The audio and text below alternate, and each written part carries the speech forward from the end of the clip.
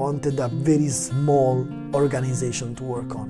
I didn't want to be inside a very big structure and become one of the thousands of volunteers, but I wanted to be one of the 2-3 volunteers helping a specific project so that I could really see my impact happening there. If you would send to a photographer this picture, I think they will throw in the paper bin like 56 out of 60 of them, because they are not good looking, but they have such a strong meaning. They have physically been to the country where I was. I was there together with some other volunteers, taking care of the daily hour of English lessons, where kids from like 6-year-old to 12, 13 years old were all together in huge classes of 70 kids each, trying to learn English, or at least start being less afraid of speaking another language. I think I was probably one of the few foreigners they ever met in their life.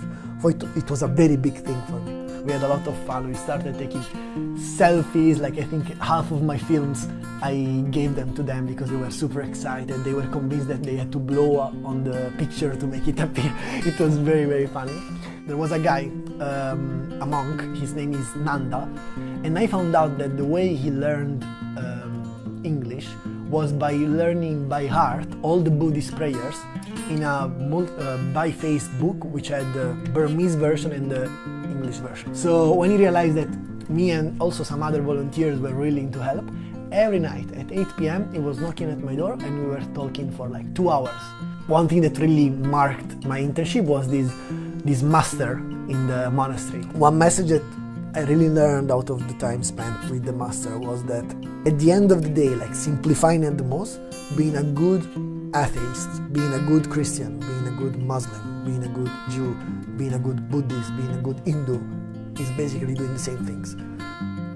Each one of them, even the black one or the one without anything because there is too much light, have a very strong story behind for me. So I number them, I put a one-line note at the bottom of each one of them, and that's going to be my strongest physical memory of my experience in the Southeast of Asia.